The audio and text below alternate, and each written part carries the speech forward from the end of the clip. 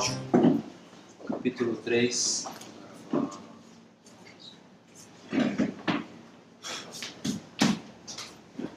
Segunda Timóteo 3.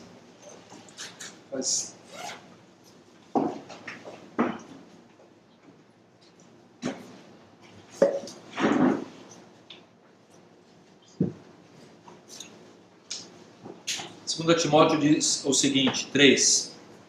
Sabe, porém, isso, nos últimos dias sobrevirão tempos difíceis, pois os homens serão egoístas, avarentos, jactanciosos, arrogantes, blasfemadores, desobedientes aos pais, ingratos, irreverentes, desafeiçoados, implacáveis, caluniadores, sem domínio de si, cruéis, inimigos do bem, traidores, atrevidos, enfatuados, antes amigos dos prazeres do que amigos de Deus, e tendo forma de piedade, negando-lhe, entretanto, o poder, foge também destes.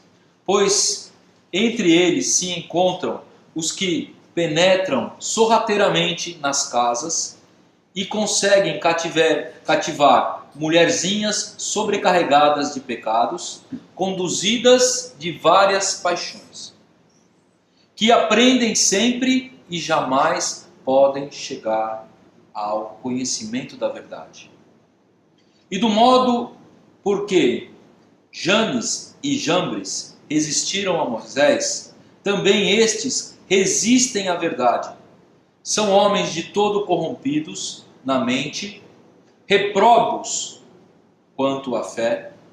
Eles, todavia, não irão avante, porque a sua insensatez será a todos evidente, como também aconteceu com aqueles. O texto de 2 Timóteo 3, ele vai falar sobre final dos tempos. Muitos homens terão todas essas características. São características terríveis, né? E é interessante que no meio do texto diz que eles têm aparência de piedade. Ou seja, ele está falando de pessoas que estão dentro da comunidade, como também pessoas que estão fora da comunidade.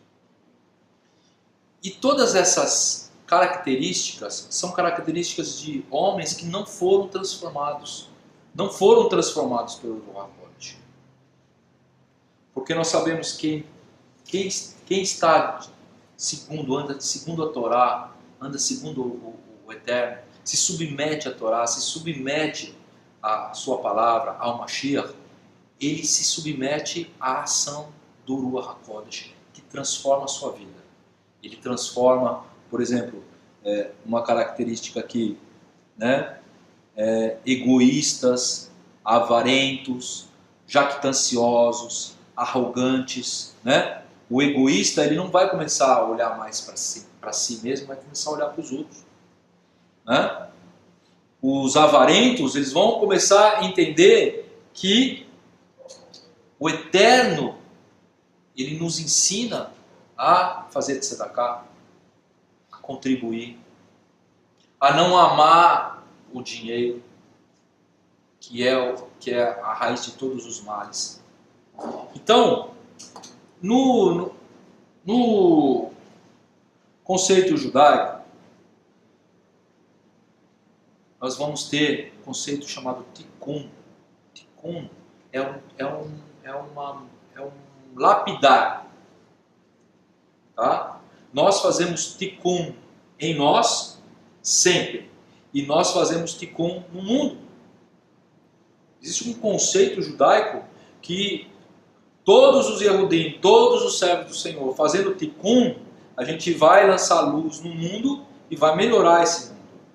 Vai fazer desse mundo uma moradia do Eterno. A presença do Eterno, cada vez mais forte, se está em cada um de nós, através do Ruach HaKodesh, vai ampliar isso. Mas nós vamos ver a imaturidade espiritual. Toda criança que nasce, ela nasce com uma imaturidade. Ela nasce com uma imaturidade corporal, ela vai desenvolver todo o seu organismo, seus órgãos internos, já estão todos formados, só que eles estão pequenos. Então eles vão crescer e vão desenvolver, né? Às vezes a gente vê criança pequena, às vezes com cabeção, né, o corpinho, depois cresce, né, o tronco, depois a cabeça, né?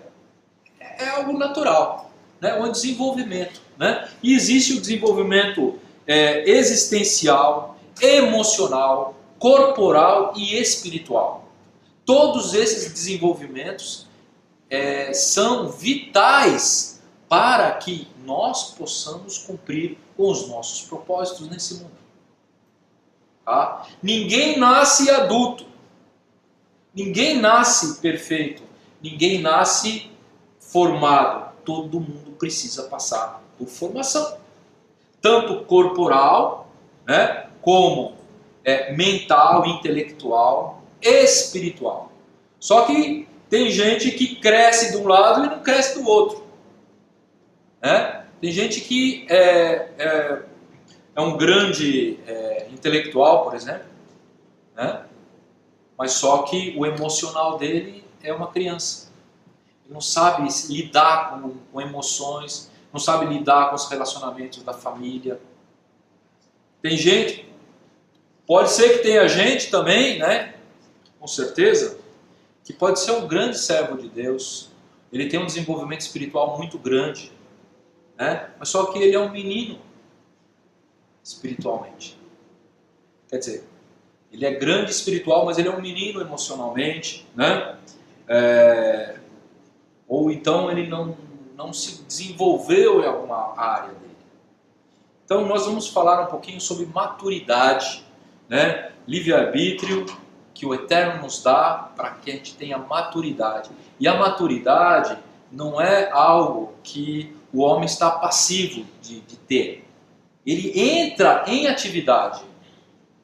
É como um desenvolvimento corporal. Quando a gente fala de desenvolvimento corporal, a gente utiliza o corpo como uma metáfora para que a gente possa entender como é que se desenvolve as outras áreas do ser.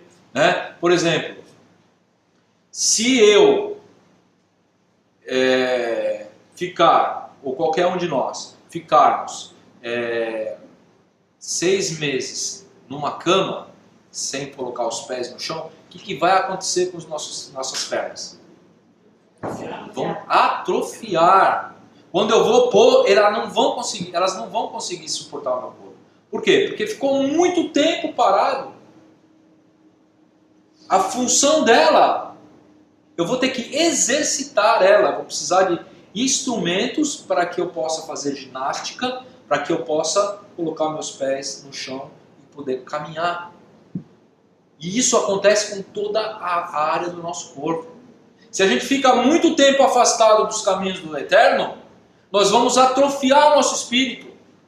Nós não vamos ter o quê? Percepção espiritual.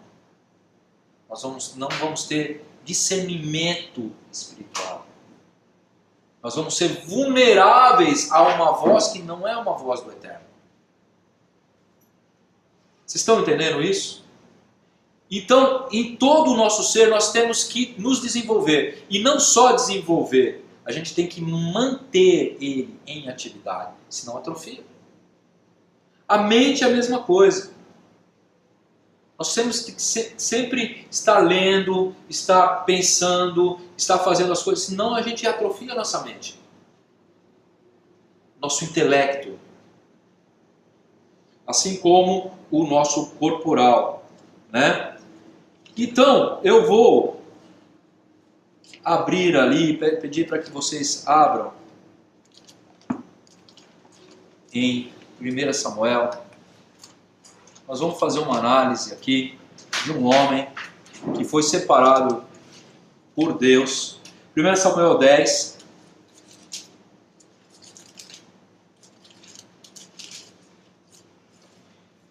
Que ele era um homem imaturo.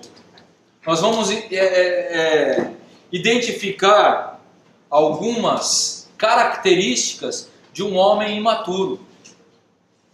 Só que como, me pergunta, como, por exemplo, é Shaul, o rei Shaul, como o Eterno pode separar um homem imaturo para chefiar o povo de Israel, as 12 tribos de Israel? Ele era imaturo em alguns aspectos e ele era maduro em outros aspectos, como cada um de nós. Só que o Eterno fala assim: olha, eu te coloco nesse propósito, desenvolva os seus dons, desenvolva para que você possa cumprir com seus propósitos. Mas ele tinha as suas características.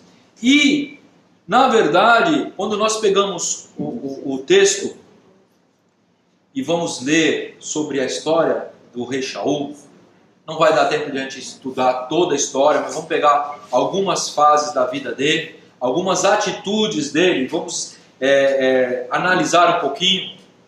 O Jonathan vai me ajudar um pouco sobre isso, porque vai pegar um perfil psicológico dele também, né, e espiritual, né? Nós vamos entender que em vez de ele desenvolver os dons, em vez de ele desenvolver, ele fazer o tikkun, deixar que o Ruach HaKodesh trabalhe na vida dele para ele realmente cumprir com os objetivos dele, não, ele deixa que a própria carne trabalhe para ele.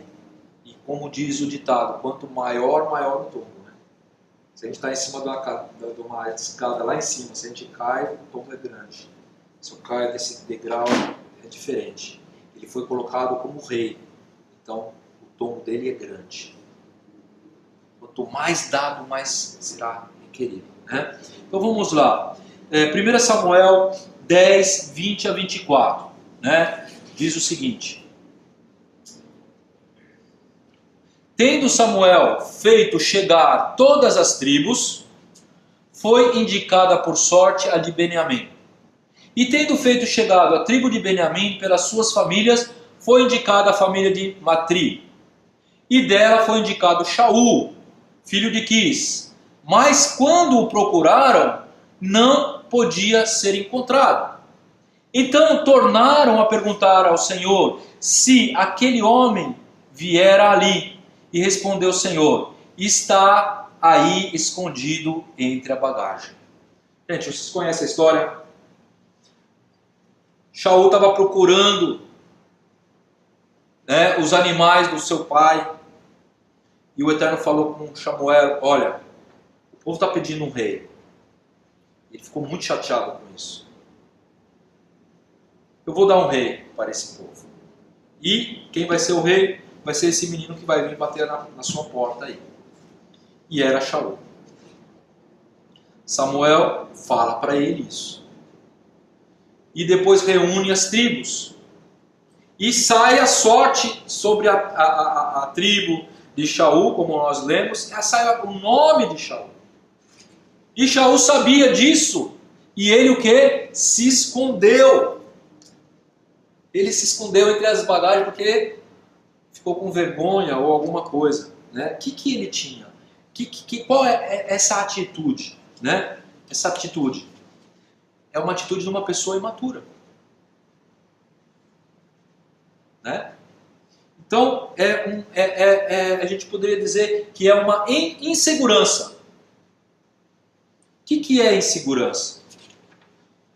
Eu peguei aqui, analisei aqui, o que é a insegurança.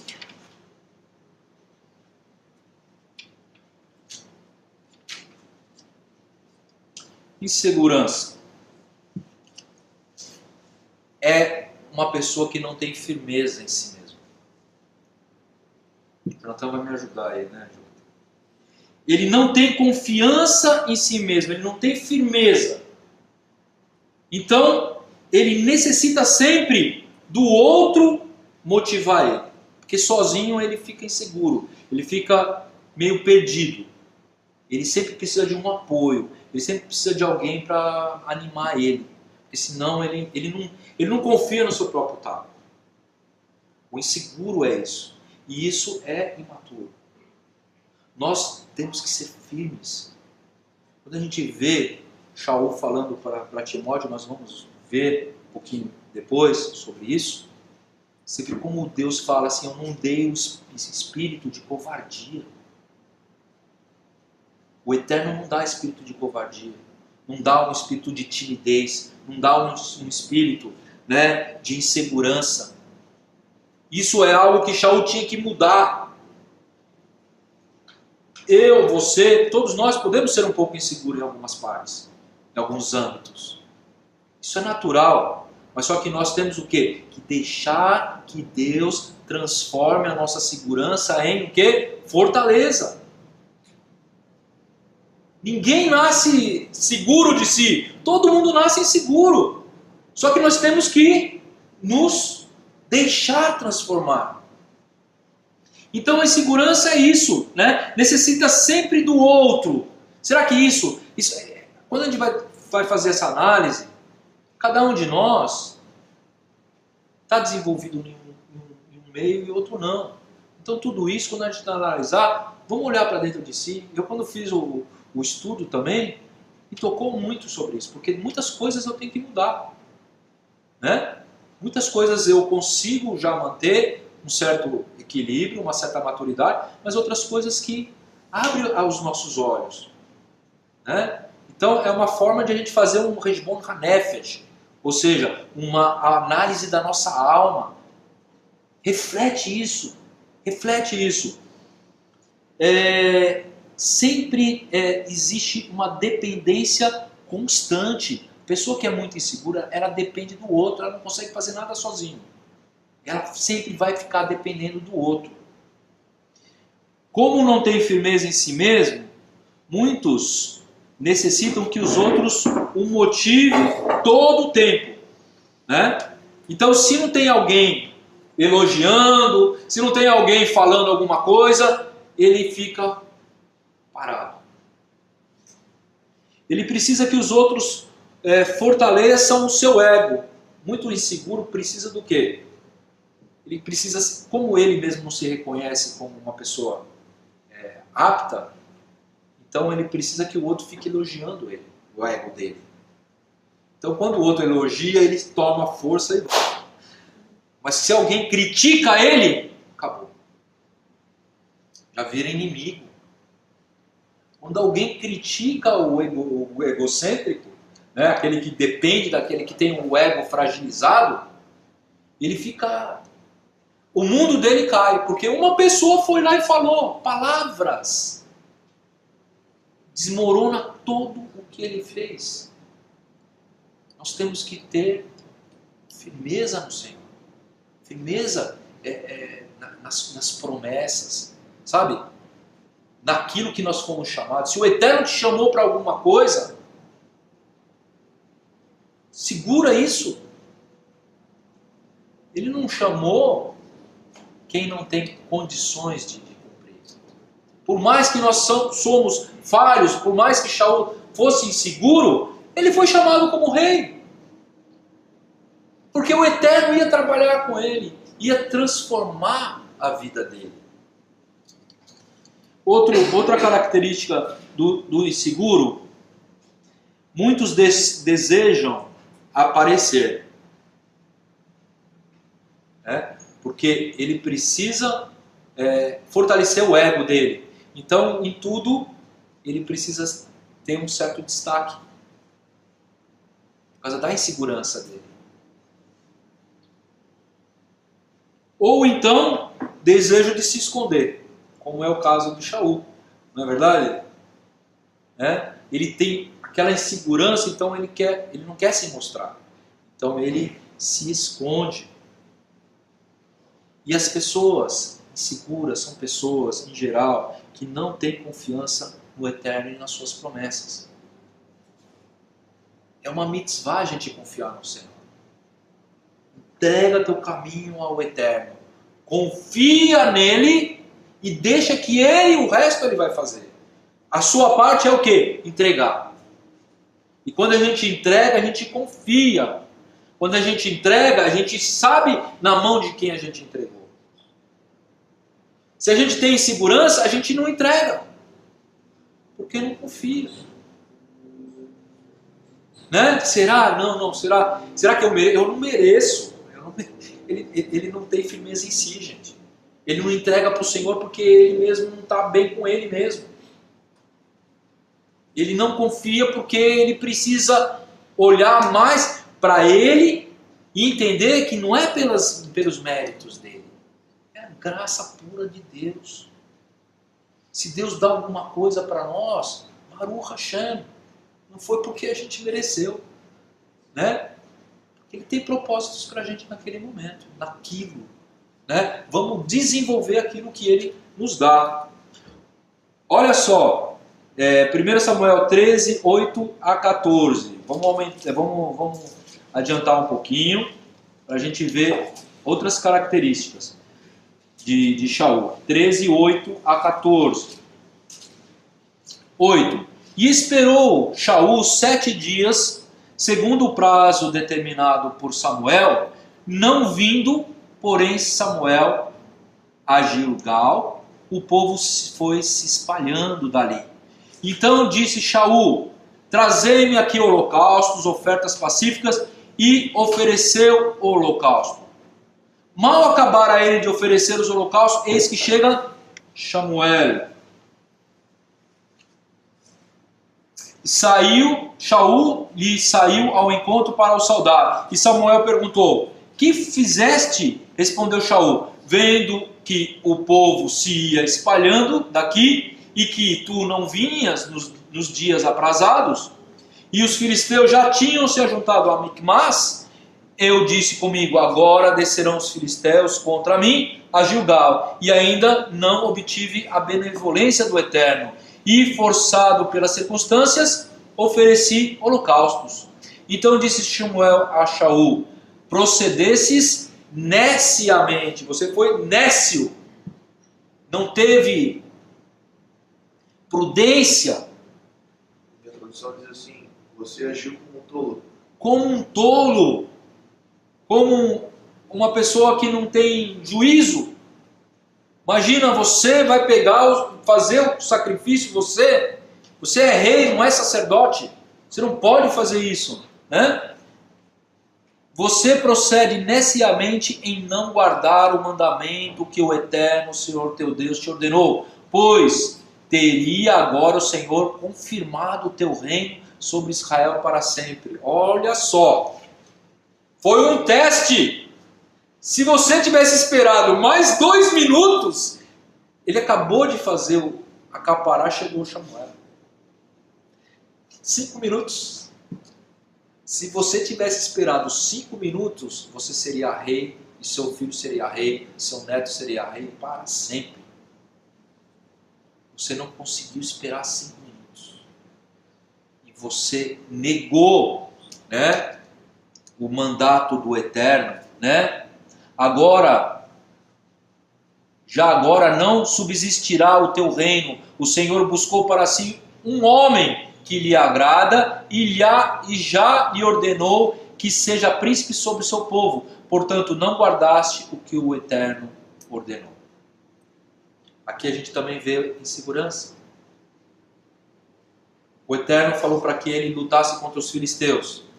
Ele reuniu homens. 2.000 homens estavam com Shaul e 1.000 com Jonatã. Jonatã foi lá e atacou uma guarnição dos filisteus. Os filisteus vieram com 30.000. 30.000. E Shaul manda chamar o povo. E o povo não vem. O povo começa a vir, um aqui, outro ali, e eles estavam com medo. Só que a promessa do Eterno, não foi o Eterno que falou? Não foi o Eterno que estabeleceu? Então é Ele que vai dar o livramento, gente.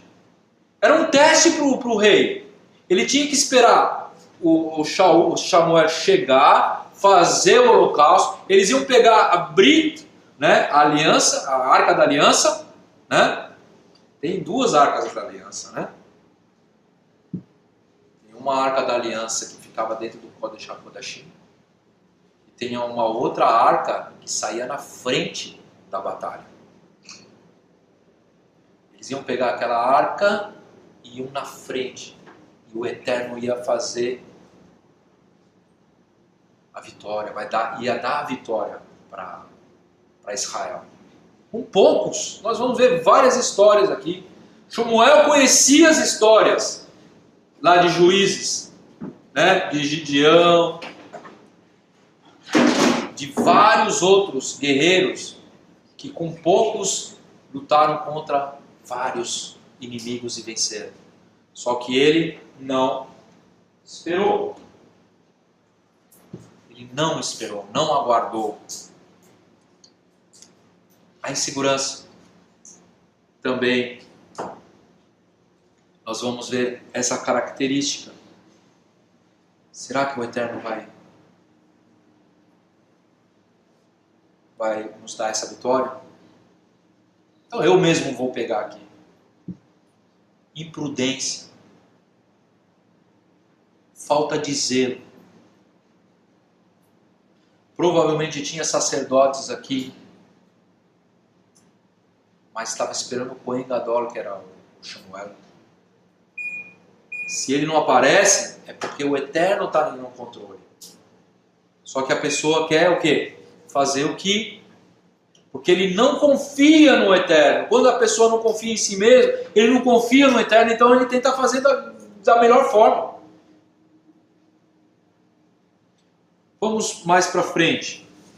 1 Samuel 14, 24, 32. 14, 24 a 32. Estavam os homens de Israel angustiados naquele dia, portanto Shaul conjurara o povo, dizendo: maldito o homem que comer pão antes de anoitecer, para que me vingue de meus inimigos.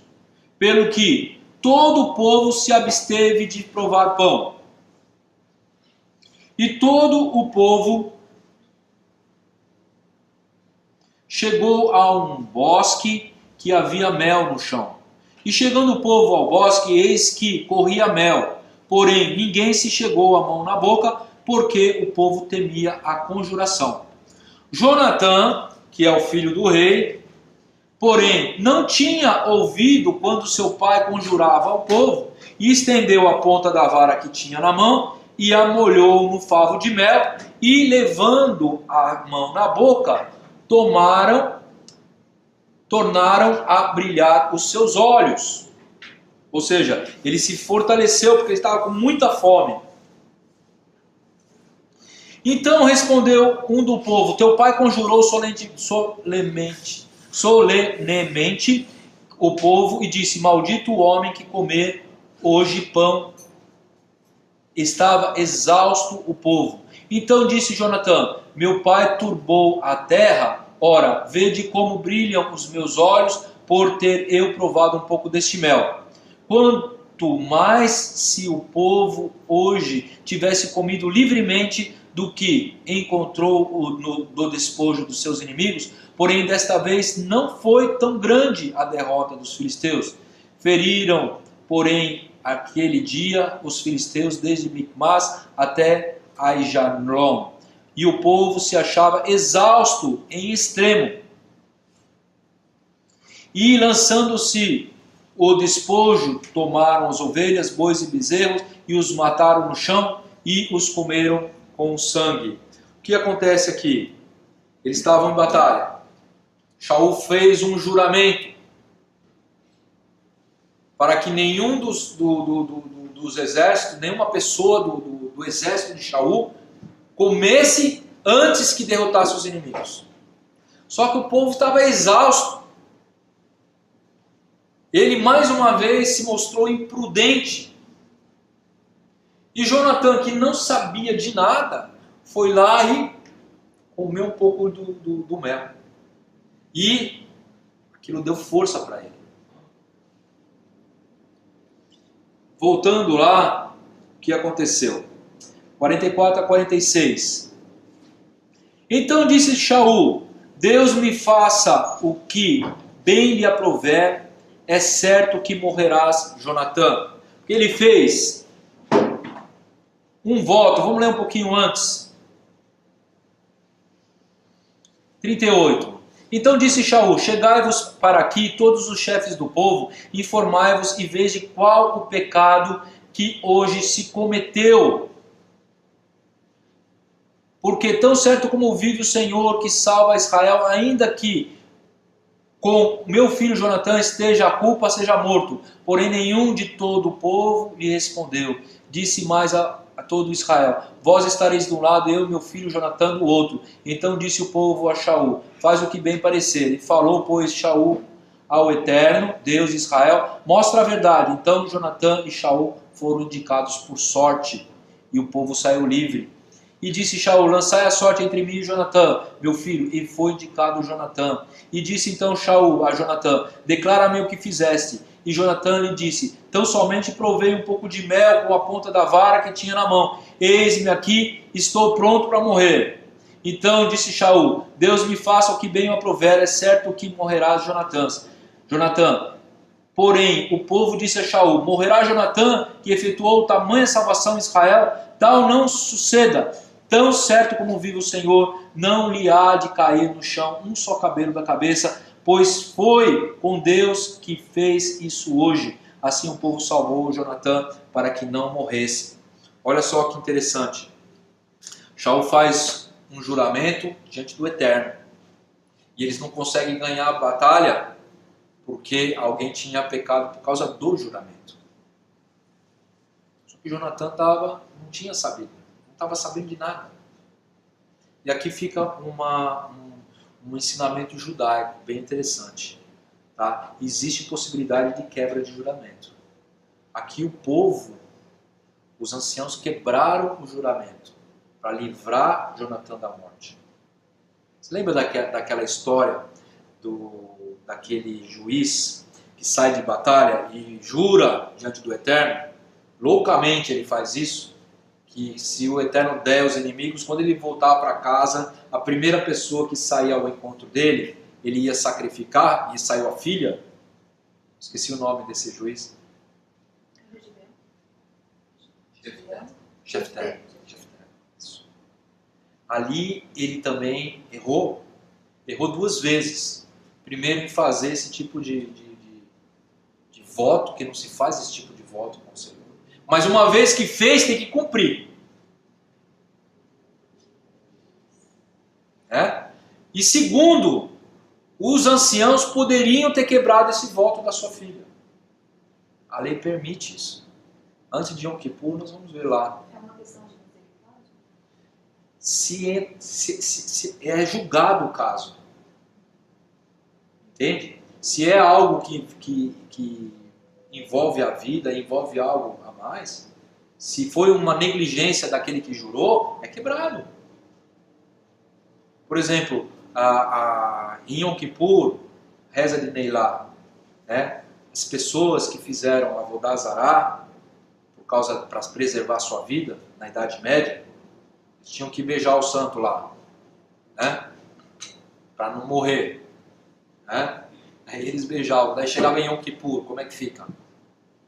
Eles fizeram isso aí, então existe uma quebra desse juramento, desse tipo de pecado. Por quê? Porque envolve a vida. Né? Então aqui o povo, os anciãos, eles liberaram esse sacrifício e Shaul teve que ficar quieto. Jonatã foi salvo aqui para a quebra desse juramento. Né? Aqui que a gente vê o quê? Qual característica que a gente consegue ver aqui? Por exemplo, o egocentrismo de Shaul. Era um homem que ele era voltado totalmente para si mesmo. Toda criança é um pouco assim, só que ela se desenvolve, não é? Criancinha pequenininha, o mundo dela, o universo dela é ela. Quando ela vai crescendo, ela vai entendendo que ela tem que dividir o brinquedinho, não é assim? Mas tem gente que chega à idade adulta e não quer dividir o brinquedinho. Continua egoísta, continua egocêntrico. O rei era aquela pessoa que na hora da refeição, ele tinha do bom e do melhor.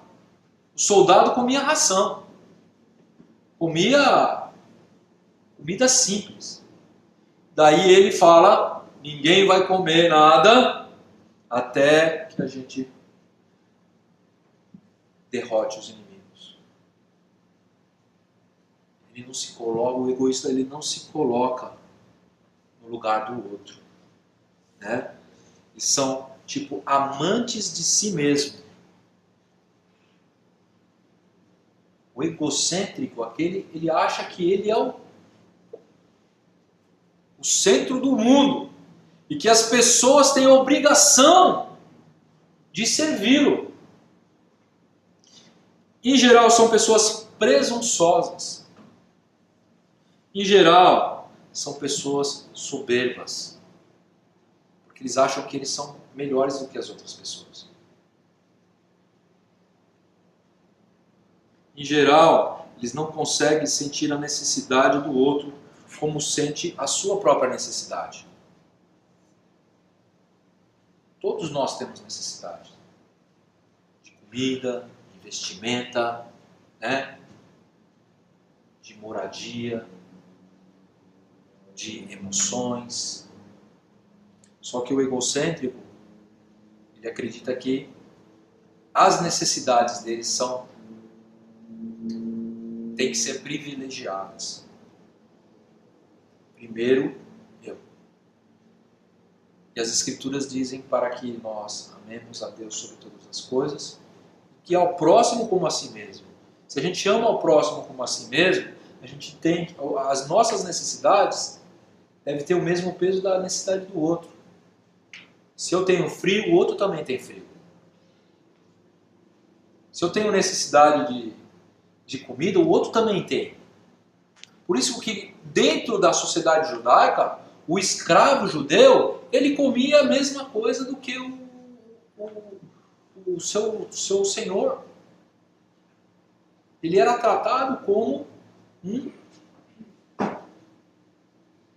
um empregado, e não como um escravo que era açoitado e que comia o resto. O egocêntrico, em geral, são pessoas orgulhosas de si, né? Já viu pessoas assim que tudo que ele faz é melhor do que o outro, né? Tudo que ele faz tem que ter um destaque maior. Ele exalta sempre aquilo que ele tem, aquilo que ele é, aquilo que ele fez, e não dá muita bola para o outro que fez. Tem muitas pessoas que são assim, talvez com um grau mais elevado, outros com menos elevado. Nós temos que cuidar dessas coisas, né? Em geral, os egocêntricos têm problema com autoridade. Verdade, né, Jonathan? Por quê? Porque se ele prioriza ele mesmo, como é que ele pode se submeter a uma autoridade? Eu não vou, só porque ele falou, eu não vou fazer, né? E quem tem problema de autoridade com a autoridade terrena tem problema com autoridade com o Eterno. Porque o Eterno, por essência, ele é a autoridade nossa. Ele prescreve a Torá e nós temos que obedecer, nós temos que se submeter, né? Muitas vezes tem que deixar de fazer a nossa vontade, satisfazer o nosso ego, para fazer a vontade do Eterno, que a gente não consegue enxergar, mas a gente sente. Para fazer a vontade do Eterno, que muitas vezes a gente não compreende o porquê, mas a gente faz. Mas o egocêntrico fala, não, isso não tem lógica. Não. Isso não vai me fazer bem. Pois não. Por isso, eu acho que Rabi Yeshua disse, né? Então Yeshua nos chamou em Mateus 20, 25. Sabeis que os governadores dominam e são as pessoas importantes que exercem poder sobre vocês. Não seja assim entre vós. Ao contrário, quem desejar ser importante entre vós será o que deve servir. E quem quiser ser o primeiro entre vós, que se torne um escravo, assim como o filho do homem não veio para ser servido, mas para servir e dar vida. Exatamente, matando o ego, né? Um discípulo meu, a primeira coisa para se tornar um discípulo, você tem que matar o seu ego e me seguir. Assim como eu matei o meu. Exatamente. O próprio Yeshua, que é o Mashiach, ele deixou de fazer a sua vontade para fazer a vontade do Pai. Né? Quem quiser ganhar a sua vida, perderá. Quem ganhar a sua vida, né?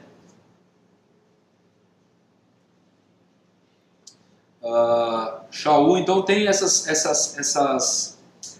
Nós vamos ver na história de Shaul, né? Ele não respeita a autoridade de Shmuel, ele não respeita a autoridade do Eterno, que fala: você tem que esperar chegar Shmuel, você não pode, você é rei, você não pode sacrificar. Mas ele está interessado não no dito do Eterno, ele está interessado nele, na pele dele. Eu vou sacrificar logo, porque se o inimigo vier, eu nem fiz sacrifício nenhum. Eu tenho que ter a bênção de Deus, de qualquer jeito. Se não é para um jeito, é para o outro. Não é verdade? Se não é de um jeito, é do outro, eu vou fazer. Pensa nele. Tem que cumprir regras, tem que ter submissão. Né? Outra, em geral, ele tem problemas com a autoridade, né? São rebeldes, alguns interesseiros. Isso aí bate tudo com aquilo que nós lemos no começo, né? Em 2 Timóteo 3. Supervaloriza o que faz e o que tem, né? Exigente e sem misericórdia. Pessoas muito exigentes, são muito perfeccionistas. O outro, a ele é mais misericordioso. Julga com severidade. Acha que o universo é seu devedor, né? Gente, é aquela pessoa que sempre está sendo injustiçada. Conhece gente assim? Eu estava naquela congregação, saí de lá porque fui injustiçado lá. Porque não reconheci o negócio. Daí eu fui para o outro, a mesma coisa. Né? Não me reconheceram o meu valor e tarará. Daí foi para outra, é a mesma coisa. O problema não está nas congregações, está nele. Ele que tem que mudar. Ele tem que começar a olhar para as outras pessoas. Que a necessidade dele também, as outras pessoas também têm a mesma necessidade. Geralmente são pessoas ingratas. Por quê? Porque acreditam que as outras pessoas têm a obrigação de fazer as coisas para ele. Porque ele supervaloriza o seu próprio ego e desvaloriza o outro. E a Torá diz para que a gente ame o próximo como a si mesmo. Se nivelar, negar diante do Eterno. Se submeter à autoridade do Eterno. Vamos um pouquinho mais para frente. 1 Samuel 15, 7 a 31. Então feriu Shaul os amalequitas desde Avilá até chegar a Shur, que está defronte do Egito. Isso é mais longo. E tomou vivo Agag, rei dos amalequitas, porém a todo o povo destruiu a fio da espada. Aqui Agag, né? Agag era o rei de Amaleque, do povo de amalequitas, né? E Amã, ele é descendente desse povo, da família desse rei. Porque o texto diz lá, Amã, o Agagi, e o rei era Agag. É o mesmo nome, gente. Só fechando a parênteses aqui. E Shaul e o povo pouparam a Agag e o melhor das ovelhas, dos bois, dos animais, os gordos e os cordeiros e os melhores que haviam, e não quiseram destruir totalmente, porém toda a coisa vil e desprezível destruíram. Então veio a palavra do Eterno ao Samuel e disse: arrependo-me de haver constituído o rei a Shaul, porquanto deixou de me seguir e não executou as minhas palavras. Então Samuel se contristou e toda a noite clamou ao Senhor. Madrugou Samuel para encontrar a Shaul pela manhã e anunciou-se aquele. Já chegou Shaul ao Carmelo e eis que levou para si um monumento e dando volta passou e desceu a Gilgal. Veio, pois, Samuel a Shaul e este lhe disse: bendito sejas tu do Senhor, escutei as palavras do Eterno. Olha só que interessante. Shaul tinha desobedecido. O Eterno falou: você vai entrar no território de Agag e vai destruir todo mundo. E vai matar todo mundo a fio da espada. É uma vingança que Deus estava dando. Porque os amalequitas, eles atacavam o povo de Israel quando estava saindo do Egito. Os que ficavam mais para trás, mais cansados, né? Os Amalek, eles iam em cima deles e destruíram aqueles mais fracos. Daí quando o exército de Israel vinha atacar, eles fugiam. E eles faziam isso por ódio gratuito. É o espírito de Amalek. Por isso que o Eterno falou: vocês não esqueçam de destruir todo esse povo. É interessante. Eles prefiguram o próprio Hassatan, né, que é o inimigo da nossa alma. Né? É um ódio gratuito, é uma perseguição. Né? E o Eterno fala para Samuel, avisa Shaul para ir lá e vocês não vão tocar no despojo, vai ser tudo para o Senhor, vai ser tudo destruído. Os animais. E o que Shaul faz? Ele separa o rei e separa os melhores dos animais. E o Eterno manda Samuel ir lá e fala. Né? Então disse Samuel: que banido, pois, de ovelhas é esse nos meus ouvidos, e o mugido de bois que ouço? Né? Ah, interessante, ó. Quando chega Samuel, o Shaul já chega e fala: bendito seja do Senhor, né? Saudando o Samuel. Ó, eu cumpri a palavra do Eterno. Ele já chega e fala isso. Escutei as palavras do Senhor. O Eterno já tinha falado para ele. Ele sabia que tinha errado. Só que ele queria enganar. Ele queria se enganar. E ele estava querendo se enganar dizendo que ele tinha feito a vontade do Eterno. Mas ele não tinha feito. Porque ele deixou o rei vivo e deixou os despojos vivos. Então disse Samuel: que banido é esse de ovelhas? E respondeu Shaul: de Amaleque os trouxeram, porque o povo poupou o melhor das ovelhas e dos bois para os sacrificar ao Eterno teu Deus. Olha só, tentando enganar o profeta. Separamos para dar por Eterno. Nós cumprimos a vontade do Eterno. Opa, mas a vontade do Eterno era destruir tudo, não era sacrificar. Não era sacrificar. Você está tentando enganar.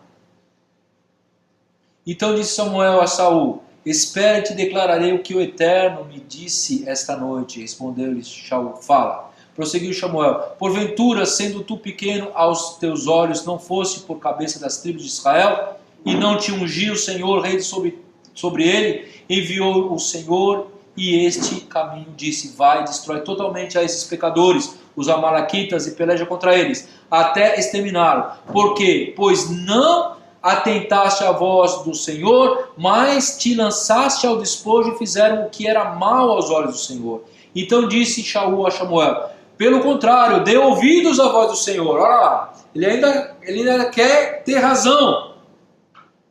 E seguir o caminho pelo qual o Senhor me enviou, e trouxe Agag, o rei de Amaleque, e os amalequistas os destruí totalmente. Mas o povo tomou do despojo das ovelhas e dos bois o melhor do designado à destruição para oferecer ao Senhor teu Deus. Porém Samuel disse: tem porventura o Senhor tanto prazer em holocaustos e sacrifícios como em que se obedeça a sua palavra? Eis que o obedecer é melhor do que o sacrificar, e o atender melhor do que a gordura de carneiros. Porque a rebelião é como um pecado de feitiçaria, e a obstinação é como a idolatria, e culto a ídolos do lar. Visto que rejeitasse a palavra do Senhor, ele também te rejeitou para ti, para que não seja mais rei. Ali ele perdeu o reinado. Melhor obedecer do que sacrificar. Fala, Roberto. O 21 diz assim: mas o povo tomou do despojo ovelhas e bois, o melhor designado a destruição para oferecer ao Senhor teu Deus. A segunda vez que eu ouço aqui, ele ficava fora, né? É o teu Deus. Você vê? Então nós vamos ver o que agora, né? Tem uma outra característica da insegurança, né? Que é a fragilidade emocional. Tá? É uma outra característica aqui. Além de nesse texto a gente observar outras características, como a gente já colocou, tem mais essas características aqui. A pessoa tem autocompaixão e se acha injustiçado. Ele estava tentando falar: não, eu cumpri a palavra do Eterno, né? Mas Samuel falou: não, era para destruir tudo. Não, eu cumpri porque eu vou sacrificar. Ele sempre se acha injustiçado, sempre acha que está certo, né? Muitos assumem pouca responsabilidade, eles não querem se expor. O que ele fala? O povo ficou com os despojos, mas você é o rei, tu que manda. Fala assim: ninguém vai ficar com os despojos porque o Eterno falou que não, ninguém ia ficar. Só que ele coloca a culpa no outro. O imaturo sempre é assim, né? Ele não assume a própria responsabilidade. Ele não fala assim: não, eu errei. Isso é algo de gente que tem maturidade. Eu errei, infelizmente, peço perdão, né? Por quê? Ele conhece a si mesmo. Ele pode se perdoar, porque tem gente que não consegue se perdoar por causa da insegurança. Ele não consegue assumir responsabilidades. Ele não quer se expor para os outros não perceberem a sua insegurança. Né? Geralmente pessoas que evitam relacionamentos também muito íntimos, porque não quer se abrir para o outro. Senão o outro vai conhecer a minha fraqueza, né? A minha pequenez. Então eu preciso vestir uma máscara onde eu possa ser visto como uma pessoa forte, uma pessoa de personalidade, mas lá dentro ele sabe que não tem. Então ele não quer se relacionar porque não quer se abrir, não quer se expor. Imaturidade. A pessoa tem que se resolver por dentro, sabe? E como é que a gente se resolve por dentro? Dobrando o joelho, gente, diante de Deus, confessando os nossos pecados. Por isso que a Bíblia fala: se a gente não confessar, se a gente não falar com o Eterno, se não colocar na mão do Eterno, como é que a gente vai se resolver conosco mesmo? A gente não vai se perdoar. Se a gente não tem uma visão onde a gente precisa se arrepender, porque arrependimento também é um dom de Deus. A gente tem que ter essa consciência. Sabe, eu errei, eu coloco diante do Eterno: Eterno, eu errei, sou fraco, me ajuda. Daí o Eterno perdoa, ele se sente perdoado e ele se fortalece lá dentro. Agora, aquele que não sabe se for perdoado ou não, se vai levando pela barriga e vai ali, ele não tem segurança. Então ele não quer se mostrar. Ele não cresce espiritualmente. Ele precisa caminhar, ele precisa fazer força. Que nem o corpo. Se o corpo ficar parado, ele vai atrofiar. Se ele não se resolver por dentro mesmo, de si mesmo, como é que ele vai amadurecer? Paulo muitas vezes fala assim, olha, eu falo com vocês como crianças, eu dou leitinho para vocês, porque se eu der uma palavra um pouquinho mais pesada, vocês vão engasgar. Se eu falar de Torá aqui para vocês, coisa profunda, coisa de lei, vocês vão desviar. Vocês têm que dar o leitinho ainda para vocês, porque vocês não correm atrás de coisas mais sólidas, mais profundas. A gente tem que se resolver por dentro. E a gente se resolve por dentro tendo um relacionamento íntimo com o Eterno. E um relacionamento sincero. Quando a gente chega, Deus sabe o nosso coração. A gente tem que chegar para o Eterno e falar, Eterno, é isso, Eterno, eu sou isso, eu sou essa coisa aqui. Muda essa coisa aqui. Sabe? O Eterno sabe. Se a gente não consegue olhar para si mesmo, identificar o nosso erro, ficar encobrindo o nosso erro, o Eterno vê todas as coisas. Não tem como encobrir nada do Eterno.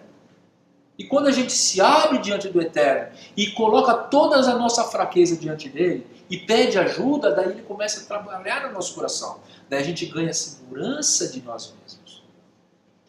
Daí a gente tem mais firmeza, começa a crescer espiritualmente. Daí começa, olha, a palavra diz isso, eu não estou entendendo, mas a palavra diz, é um hook, né? É um mandamento, é um hook, é um hukim, né? São leis que eu não entendo, mas está ali, eu vou cumprir, acabou. Não preciso compreender. O povo de Israel diz, né? Faremos e ouviremos. Faremos e ouviremos, ou seja, vamos fazer independente se a gente entende ou não. Está escrito, está escrito. Ele é autoridade, ele é autoridade. Eu me submeto à autoridade dele.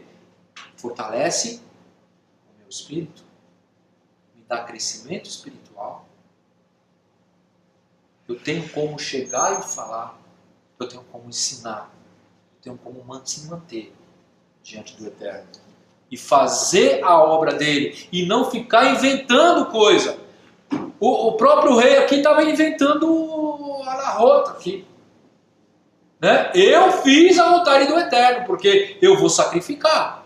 Mas o Eterno falou lá que tinha que ser tudo consagrado ao Eterno. Não era para tocar em nenhum. Mas eu estou entregando para o Eterno. É uma lei paralela, não é válida diante de Deus. Nós não temos que fazer as nossas leis segundo as nossas lógicas. O Eterno mandou, faça exatamente como está aqui. Exatamente como está aqui. Não vamos achar, eu acho melhor fazer. Não, eu acho melhor seguir a Bíblia. Eu acho melhor, entre a minha lógica e o que está escrito literalmente, eu vou no literal. Para finalizar, gente, 18:7, Shaul inveja a Davi, né? Shaul 18:7 a 16. E as mulheres se alegravam e cantavam alternadamente, diziam: Shaul feriu os seus milhares, porém Davi os seus 10 milhares. Então se indignou muito, pois essas palavras lhe desagradaram em extremo, e disse: 10 milhares deram para Davi, e para mim só deram milhares. Na verdade, que lhe falta senão o reino? Olha só que o Shaul inveja Davi. Shaul era o rei, Davi foi constituído pelo rei como um general. E Davi, quando saía com a sua tropa, ele vencia. E quando chegava, e Shaul ficava na sua tenda. Quando chegava Davi, lógico, quem venceu foi Davi. Eles davam honra para Shaul, deram honra para Shaul, mas deram mais honra para Davi. Shaul tinha que agradecer a Davi. Davi era um servo fiel, né? Um servo fiel, e ele ficava pensando naquilo que os outros estavam falando sobre ele, né?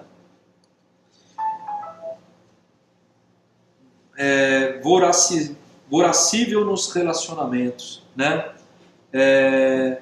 Pessoas que nos seus relacionamentos elas não se satisfazem com nada. Já viu pessoa assim? Nunca está satisfeita com nada, sempre falta alguma coisa, nunca está 100%, né? Tem gente que é assim. Isso aí é imaturidade, gente, né? Ele viu Davi vencer para ele, mas só que ele não está satisfeito. Por quê? Porque as mulheres cantaram. Gente, o que vai mudar isso, gente? Por causa de detalhes. Ele quer matar o seu melhor general, porque o Eterno é com ele, por causa de um detalhe. Porque alguém falou. Será que a gente está preocupado com o que os outros vão falar da gente? Será que a gente não age muitas vezes? A gente sacrifica o melhor porque o outro está falando, então eu não vou deixar o outro falar.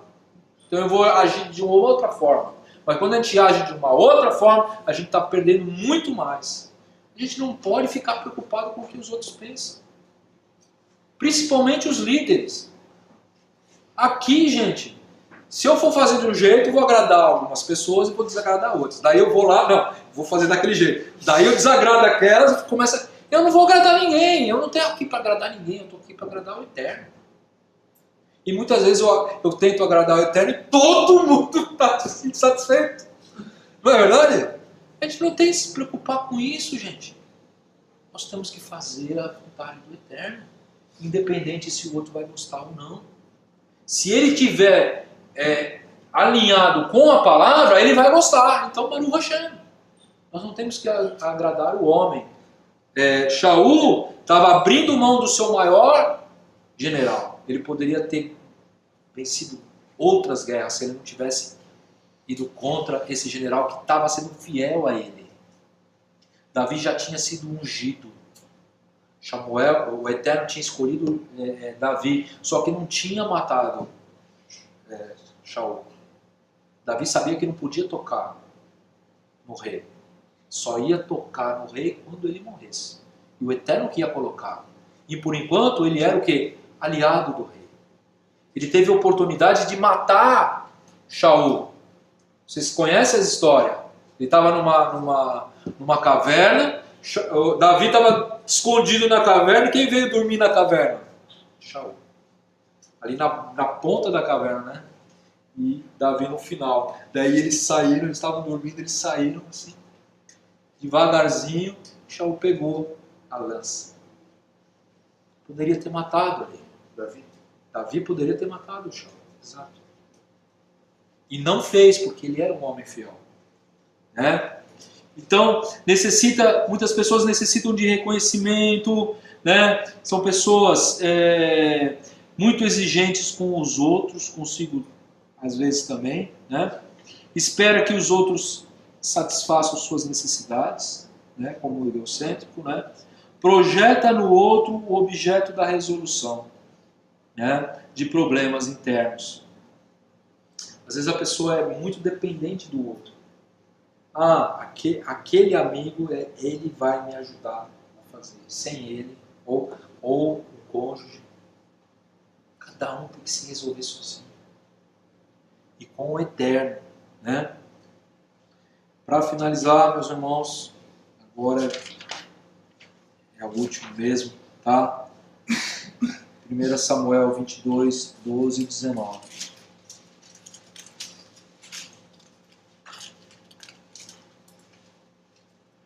E disse Shaul: ouve, peço-te, filho de Aitube. Esse respondeu: eis-me aqui, meu senhor. Então lhe disse Shaul: por que conspiraste contra mim, tu e o filho de Jessé, pois lhe deste pão e espada, e consultaste a favor dele a Deus, para que se levantasse contra mim e me armasse cilada, como hoje se vê? E respondeu Aimeleque ao rei e disse: em quem entre todos os teus servos há tão fiel servo como Davi, o genro do rei, chefe da tua guarda pessoal e honrado na tua casa, acaso é hoje que consulto a Deus em seu favor? Não, jamais impute o rei coisa alguma a seu servo, nem a toda a casa de meu pai, pois o teu servo de nada soube de tudo isso, nem muito, nem pouco. E respondeu o rei, Aimeleque, morrerás tu e toda a casa do teu pai. A história é a seguinte, Shaul estava perseguindo Davi. E Davi estava com fome, ele passou no lugar onde estava o Mishkan, onde estava o tabernáculo. E tinha os Koanim ali. E não tinha muita comida, e ele estava com uma tropa. Estava fugindo de Shaul. E eles estavam com fome. Yeshua mesmo fala sobre isso. E o sacerdote que estava lá, como não tinha muita comida para todo aquele povo, ele deu a comida que tinha e também pegou os pães da proposição. Os 12 pães que ficavam dentro do Mishkan. E deu para Davi. Por causa que eles iam precisar, por causa da vida. Preservar a vida. Que eles comeram e foram embora. E Shaul ficou sabendo que aquele sacerdote ajudou Davi e ele foi lá. Quando ele foi lá, ele mandou matar todo mundo. De ódio. E ele fala, vocês estão armando cilada contra mim. E o Cohen Gadol fala assim, não, Davi é o seu servo mais fiel. Você está totalmente equivocado. Né? Nós vamos ver aqui impetuosidade. O que é impetuosidade?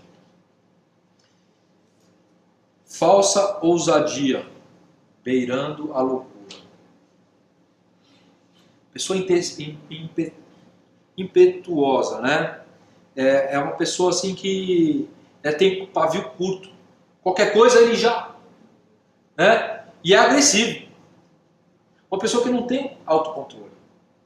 Isso aí é imaturidade, né? Ela tem uma falsa ousadia.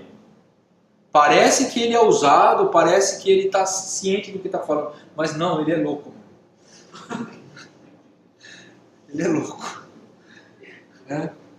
Ele é quase insano. Né? Ele tem movimentos bruscos, sem reflexão. Ele não reflete naquilo que ele fala. É falta de maturidade. A pessoa tem que refletir antes de fazer. O natural é você pensar, falar e agir. Certo? A pessoa age sem passar por aqui, entende? É o reflexo. E um reflexo agressivo. Né? O rei Shaul, na hora, ficou com tanto ódio que Davi tinha escapado, e ainda com um alimento, que manda matar os Kohanim, os sacerdotes do Eterno, todos eles, inclusive as crianças. É um ato insano, gente, totalmente. E os soldados não queriam fazer isso. Quando o rei falou assim, matem todos, os soldados ficaram tudo quietos. Falaram, não, eu não vou fazer isso, não. Ninguém quis fazer. Daí apareceu um edomita e falou assim, eu faço. Era o Edom, né? O edomita foi lá e matou. Porque ninguém quis, nem sob a ordem. Imagina tocar no sacerdote do Eterno. Né? Geralmente são pessoas que ficam irritadas com muita facilidade, são pessoas agressivas, pessoas que dão respostas sem pensar, respostas rápidas, né? Em geral, são pessoas desrespeitosas, né? E agressivas. E inconsequentes, elas não medem a consequência.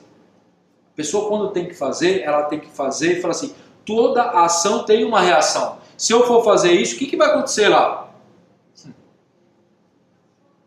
Se eu for pegar aqui, o que vai acontecer?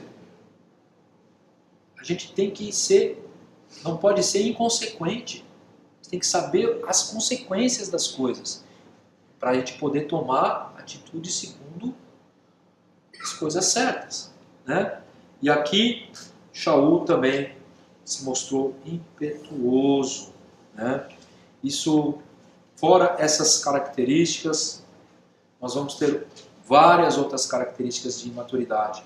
E a palavra nos diz que nós temos que se submeter à Torá, se submeter à palavra. Quando a gente se submete à vontade do Eterno, Deus trabalha em nossa vida. A gente cresce naquilo que a gente precisa crescer.